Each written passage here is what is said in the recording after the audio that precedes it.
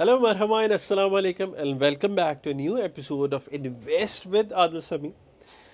Acha ji, let's talk about what is happening in Turkey. Let's catch up last 6-8 months जो भी हमारा time गुजरा.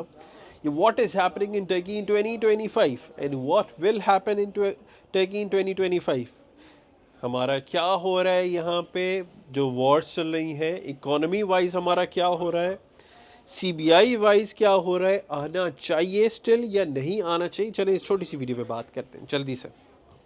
अच्छा, अगर हम लास्ट कुछ महीनों की बात करें तो आज के वक्त में हमारी जो एक बड़ी जंग थी पैलेस्टाइन की और इसराइल की, वो सीज़ फायर हो गई है. ठीक है, सीरिया जो है वो वापस उनको मिल गया सीरियंस को. ठीक है, तो हमारे जो बड़ा रिफ्यूजीज़ वाला मसला था, इलीगल इमिग्रेंट्स वाला मसला था, वो वापस ख़त्म हो जाएगा. ठीक हो गया.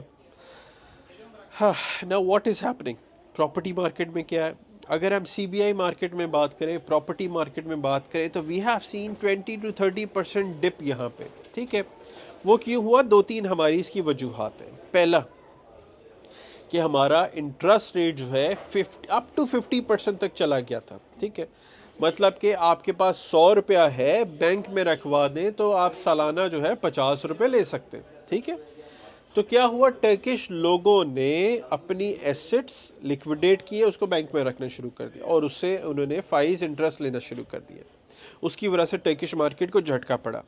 दूसरा, पॉलिसी स्ट्रिक्ट हो गई. ठीक है, सीबीआई के लिए, फॉरेनर्स के लिए जब पॉलिसी स्ट्रिक्ट हुई तो उस हिसाब से इन्वेस्टमेंट नहीं हुई, तो वो एक झटका पड़ा. तीसरा, अब मैं आपसे बिल्कुल ऑनेस्टली बात करूंगा, हमारे यहाँ पे जो बहुत सारे लोग थे जो नहीं सेटल हो पाए, बहुत सारी वजूहात की बिना पे वो वापस जाना शुरू हो गए, नहीं उनका मामला बना, तो उसकी वजह से प्रॉपर्टी मार्केट में एक और डिप आया. And this is the right time for you to enter into the market. ठीक है, कैटेगोरिकली अगर आप मुझे कहें कि मिस्टर आदिल समी आप इम्ज़ा करते हैं, सिग्नेचर कर दें, तो I am ready to even do that. इस वक्त आप मार्केट में एंटर होते हैं, कल को आप अच्छा जो है एग्जिट होके पैसा कमा सकते हैं. ये उनके लिए जो बिज़नेस करना, बिज़नेस पॉइंट ऑफ व्यू से एज ए इन्वेस्टर. दूसरा, यहाँ पे जब एक चीज़ें सेटल डाउन हो रही हैं, मैनेज हो रहा है, यहाँ पे रीलोकेट होने के हिसाब से इज़ द बेस्ट टाइम, बहुत अच्छा टाइम है. ठीक है ना. देखिए, जब चीज़ें होती है ना इस तरह की, तो बहुत सारे लोग डर के भाग जाते हैं. जंगों का भी यही है, जब जंग में कुछ बुरा होता है तो भाग जाते हैं, और जो चूहे होते हैं ना वो वैसे ही भाग जाते हैं अनफॉर्चुनेटली. ठीक है, फिर अगर इसको इस तरह से देखा जाए कि माइग्रेशन या मूव होना वो वैसे ही सुन्नत है. भाई आपको नहीं बेहतर लगा, आप वापस चले गए, नथिंग टू वरी अबाउट. आप दूसरे मुल्क चले जाए, nothing to worry about, no offence to everyone. ठीक है, so this is the right time अगर यहाँ पर आते हैं. और ये सारी चीज़ें जो हैं मैंने अपनी इस किताब में, दूसरी किताब जो है रियल स्टेट गोल्ड रश में मेंशन भी किया है कि आप यहाँ पे किस तरह बाइंग कर सकते हैं, किन जगहों पे कर सकते हैं, टैक्सेशन का मामला क्या हो सकता है, इससे बेनिफिट कैसे उठा सकते हैं, आपका यहाँ पे लिक्विडेशन या इसको आपको डिस्पोज ऑफ कैसे किया जाए, ये सारा कुछ इसमें मेंशन है. तो आप लोग अगर चाहें तो ईमेल करके किताब लेकर पूछ सकते हैं, ले सकते हैं, या मुझसे डायरेक्टली आप सवाल कर सकते हैं. ठीक है ना. आगे क्या होने जा रहा है, ब्रिक्स के जो मामला बन रहे हैं उसके बाद टर्की विल बिकम अ की रोल इन दैट और ब्रिक्स. ठीक है, बहुत इंपॉर्टेंट रोल उसमें प्ले करेगा टर्की. इस तरफ यूरोप की बात करें, यूरोप स्टीप हिल वाले इस वक्त मामले पर है, जिसमें फाइनेंशियल खसारा है, बहुत बड़े बड़े मुल्कों का बुरा हाल है. तो वी आर टॉकिंग अबाउट 5-6-7 साल डाउन द लाइन जाके यूरोपियन यूनियन बुरा हाल होगा, तो सोचिएगा भी नहीं. ठीक है, वो क्यों बुरा हाल होगा वो एक अलग टॉपिक है, उसके ऊपर I can talk about for hours and hours. ठीक है, वो ये टर्की वाला मामला नहीं है. टर्की में हमें फाइनेंशियल कोई मसला नहीं है. इस वक्त we are talking about 1.1-1.2 trillion dollars की जीडीपी है, +4-5 के साथ हमारी ग्रोथ है ईयरली. ठीक है ना.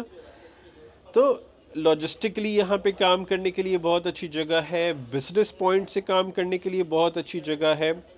तो आई बिलीव आए यहाँ पे इन्वेस्टमेंट करें, घर लें, कमर्शियल्स लें, यहाँ पे आप रहें, टर्की सीबीआई लें और पूरी दुनिया में आप घूमें फिरें, काम करें पीस ऑफ माइंड के साथ. And I believe is one of the finest places in the world. Honestly speaking, मैं ये अपने 10 साल के एक्सपीरियंस के बात कर रहा हूँ। आप लोग जब निकलेंगे ना वहाँ से, ख़ुसूसन अगर पाकिस्तान से, तो वो जो आप स्ट्रेस, टेंशन, मुसीबतें, परेशानियाँ, 1 घंटा लाइट आनी, 1 घंटा लाइट जानी, गैस नहीं, पानी नहीं, धरना, ये हो गया, वो हो गया, इसने कह दिया, कुछ भी नहीं, सुकून है। यू विल फील लाइक यार 99% आपकी ज़िंदगी से प्रॉब्लम्स ख़त्म हो गई है, ठीक है ना। सो आई बिलीव मेरे लोग जो मूव होना चाहते हैं उनके लिए Turkey is one of the finest places. ये सिर्फ इंस्टाग्राम की लाइफ हद तक नहीं है जो दुबई में आपको मिलता है, ठीक है। ये वाकई family structure point of view से one of the best places है। आपको दीन दुनिया दोनों मिलता है, आप पैरेलल लेके चलते हैं, ठीक है ना। सो ये बहुत बड़ा फोकस है।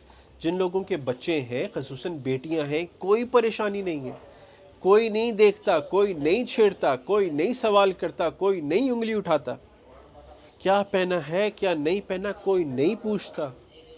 सो ये बहुत बड़ा कंसर्न है। यहाँ पे स्टिल फैमिली सिस्टम इंटैक्ट है।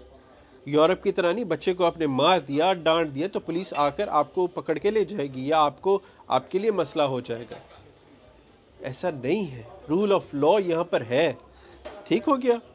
तो बाकी अपना मुझे लगता है भरपूर ख्याल रखें। Things are becoming amazing wonderful है। आने वाले टाइम में सीबीआई प्रोग्राम और ऊपर जाएगा।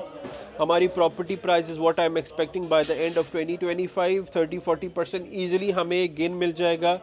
रीज़न हमारा वही इंटरेस्ट रेट वाला जो है 50% से as per the central bank वो कम आ जाएगा, हो जाएगा, जो कि होना शुरू हो गया है, ठीक है। स्टेप बाय स्टेप चीज़ें बेहतर होंगी। टर्किश लोग जब मार्केट में आएंगे, प्रॉपर्टी की प्राइसेस ऊपर चली जाएंगी। मतलब it's like a puzzle game, you know. एक एक चीज़ के ऊपर आपको काम करना है। सो आपका कोई भी कंसर्न है, कोई भी क्यूरी है, आप पूछ सकते हैं ऑलवेज मुझसे। कोई घबराने वाली बात नहीं, कोई लेम एक्सक्यूज़, कोई लेम सवाल, कुछ भी हो, आपको कोई डरने वाली बात नहीं, ठीक है। सो अपना भरपूर ख्याल रखें and see all in the next video. Thank you.